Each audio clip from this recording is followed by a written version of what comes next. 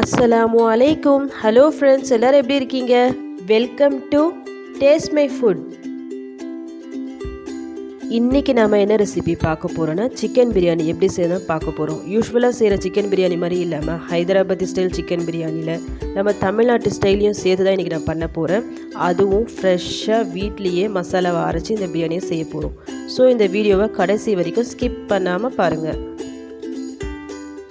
First நாம் மசாலாவை mixie ஜாரில் பவுட்ரு பண்ணி எடுத்துக்கலாம். நான் இதில் என்னென்ன ஆட் பண்ணுறேன்னா 1 டேபிள் ஸ்பூன் தனியா, 1 ஸ்பூன் மிளகு, 1 ஸ்பூன் சோம்பு, 1 ஸ்பூன் ஜீரகம், ஒரு பெரிய பிரிஞ்சி இலை இது மாதிரி சின்ன சின்ன பீஸாக கட் பண்ணிக்கிங்க, 2 கிராம்பு, 2 ஏலக்காய், 1 துண்டு பட்டை, இது எல்லாத்தையும் போட்டு நல்லா ஃபைன் பவுடராக அரைச்சி எடுத்துக்கலாம்.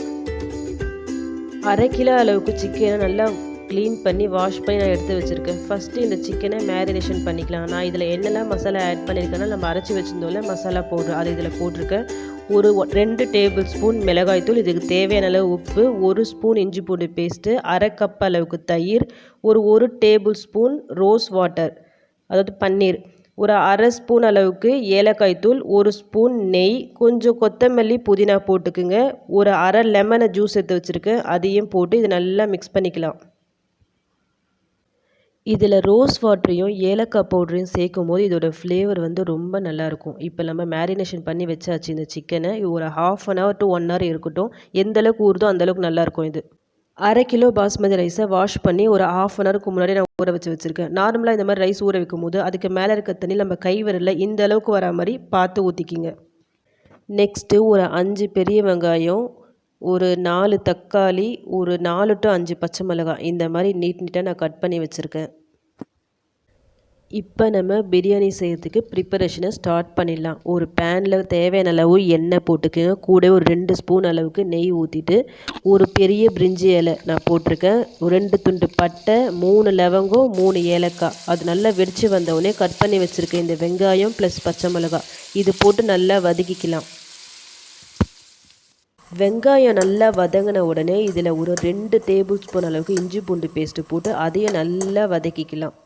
இது வதங்கின உடனே இப்போ நம்ம தக்காளியை ஆட் பண்ணிக்கலாம். பிரியாணியை பொறுத்த வரைக்கும் எந்த அளவுக்கு வெங்காயம் தக்காளி நல்லா வதங்குதோ அந்த அளவுக்கு நல்ல டேஸ்ட்டு கொடுக்கும். இப்போ நல்லா வதங்கிடுச்சு. இப்போ இந்த ஸ்டேஜில் மேரினேஷன் பண்ணி வச்சுருந்த அந்த சிக்கனை போட்டுக்கலாம். இந்த டைமில் நீங்கள் காரம் உப்பு எல்லாத்தையும் பார்த்துக்குங்க. ஒரு மூடி போட்டு சிக்கன் வேகிற வரைக்கும் நம்ம வெயிட் பண்ணலாம். இப்போ அந்த டைமில் நீங்கள் உங்களுக்கு எக்ஸ்ட்ரா காரம் தேவைப்பட நீங்கள் மிளகாய்த்தூள் கூட ஆட் பண்ணிக்கலாம். இப்போ சிக்கன் வந்து நல்லா பாயில் ஆகிடுச்சு. இப்போ இந்த ஸ்டேஜில் நான் ஊற வச்சுருக்க அந்த ரைஸை அதில் இருக்க தண்ணியெல்லாம் ட்ரெயின் பண்ணிவிட்டு இதில் ஆட் பண்ணிக்கிறேன்.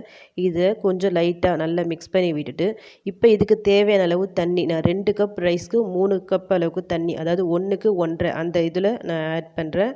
உங்கள் ரைஸ்க்கு ஏற்ற மாதிரி தண்ணிங்க நீங்கள் ஆட் பண்ணிக்கிங்க. தேவையான அளவு உப்பு போட்டு இது நல்லா மூடி வச்சிடலாம் ஹை ஃப்ளேமில்.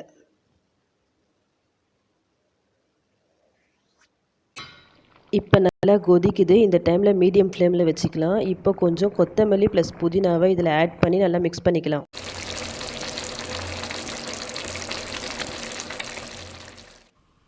தண்ணி எல்லாம் நல்லா வற்றிடுச்சு. இன்னும் லைட்டாக கொஞ்சம் தான் இருக்குது. இந்த டைமில் நம்ம தம் போட்டுக்கலாம். தம் போடுறதுக்கு முன்னாடி ஒரு 2 ஸ்பூன் அளவுக்கு நெய் ஆட் பண்ணுறேன். ஒரு 1 டேபிள் ஸ்பூன் அளவுக்கு ரோஸ் வாட்டர், கொஞ்சமாக சேஃப்ரான் வாட்டர், இது எல்லாத்தையும் போட்டு ஒரு அலுமினியம் ஃபாயில் பேப்பர் இருந்தால் நீங்கள் கவர் பண்ணிக்கிங்க. இல்லை நார்மலாக மூடி போட்டு ஒரு அடியில் வந்து ஒரு பழைய பேன் இருந்தால் வச்சு தம் போட்டுக்கலாம். லோ ஃப்ளேமில் ஒரு 10 மினிட்ஸ் இருக்கட்டும். 10 மினிட்ஸ் கழிச்சு ஸ்டவ் ஆஃப் பண்ணிவிடுங்க.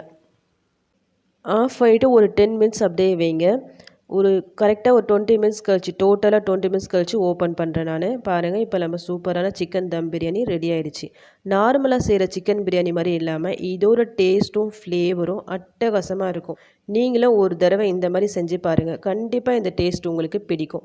செஞ்சுட்டு எப்படி வந்துச்சுன்னு எனக்கு கமெண்ட் பண்ணுங்கள்.